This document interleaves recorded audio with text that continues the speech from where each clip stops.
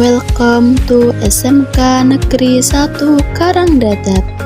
SMK Negeri 1 Karangdadap is one of vocational high school in Pekalongan Regency.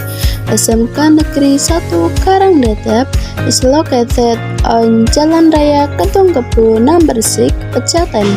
SMK Negeri 1 Karangdadap has 6 majors. One of them is MPLB or Office Management and Business Service. MPLB is the most favorite major at SMK Negeri 1 Karangdadap.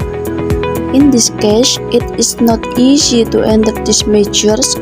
MPLB has a concentration in the field of administration, office information technology, manuscript typing, telephone handling, petty cash, and data entry. Hello everyone, before this question, the explanation of the material, let me introduce myself. My name is Dewi Sukmawati, you can call me Dewi. I am student from class MPLB 3. Dalam video kali ini, saya akan menjelaskan materi pengertian profesi manajemen perkantoran dan layanan bisnis. Sebelumnya, apakah Anda sudah tahu apa itu profesi? Profesi adalah suatu pekerjaan yang berbasiskan pengetahuan yang luas dan keahlian tertentu serta menuntut tanggung jawab sosial dan moral kepada masyarakat. Contohnya seperti profesi sebagai guru, polisi, TNI, dokter, dan sebagainya. Jadi, pengertian profesi manajemen perkantoran dan layanan bisnis adalah jenis pekerjaan yang menuntut keahlian dan keterampilan di bidang manajemen perkantoran dan layanan bisnis. Oleh karena itu, pekerjaan atau jabatan yang disebut profesi tidak dapat dipegang oleh sembarang orang, karena membutuhkan persiapan pendidikan dan pelatihan khusus. Untuk menjadi tenaga kerja dengan jabatan yang dinamakan profesi, maka harus memenuhi standar pendidikan yang lebih tinggi. Misalnya, jika kamu berminat untuk mengisi pasar kerja pada jabatan tersebut, kamu harus melanjutkan program pendidikan khusus atau jenjang lebih tinggi sesuai kompetensi keahlian manajemen perkantoran dan layanan bisnis. Kenapa sih profesi itu penting? Profesi manajemen perkantoran dan layanan bisnis sangat penting karena yang pertama ada efisiensi. Maksud dari efisiensi ini adalah dapat membantu organisasi bekerja lebih efisien dan mengoptimalkan sumber daya. Yang kedua ada produktivitas. Meningkatkan produktivitas karyawan dengan menyediakan dukungan administratif yang memadai. Dan yang terakhir ada kepuasan pelanggan.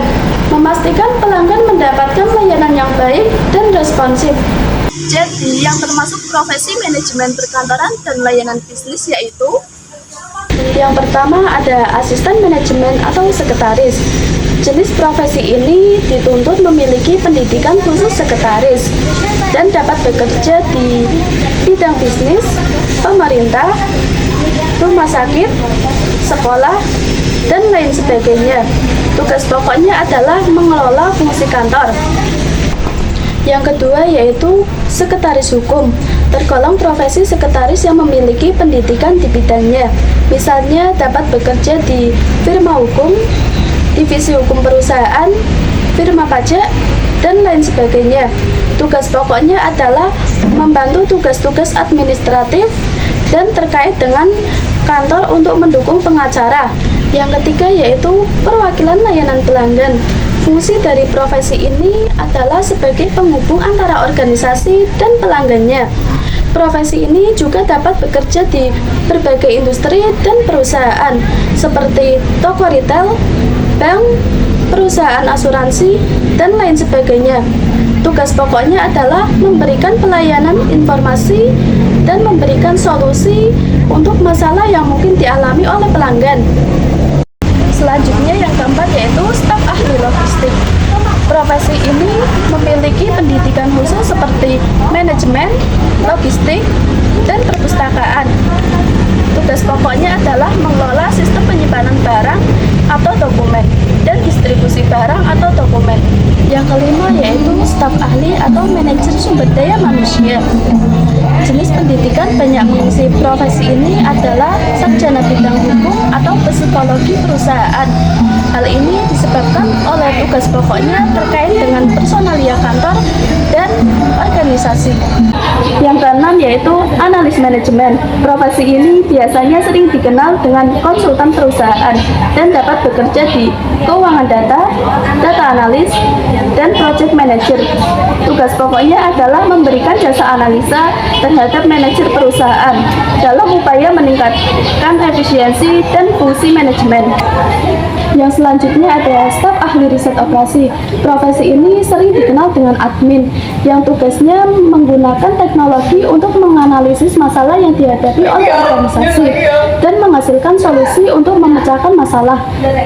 Setelah itu ada resepsionis. Resepsionis ini sering kita jumpai seperti di hotel, gedung, ataupun pusat-pusat pelayanan publik karena keberadaannya berhubungan dengan banyak orang.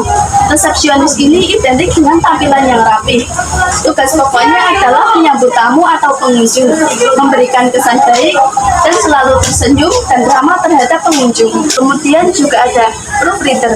Profesi ini menekuni penggunaan teknologi perkantoran untuk menghasilkan produk cetakan. Biasanya profesi ini dapat bekerja pada layanan jasa percetakan buku, majalah, atau konten online.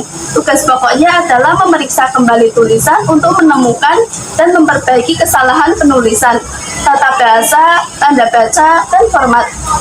Dan yang terakhir yaitu ahli statistik. Profesi ini harus memiliki pengalaman metodologi statistik. Tugas pokoknya adalah menganalisis data dan menemukan solusi masalah. Jadi, kesimpulannya yaitu profesi manajemen perkantoran dan layanan bisnis menawarkan peluang yang sangat luas.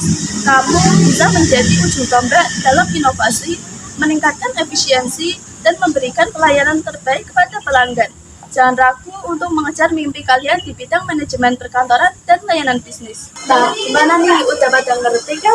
Semoga video ini bisa memberikan pengetahuan lebih dan bisa membuat teman-teman semua menjadi paham dan bermanfaat. Thanks for watching. See you next time.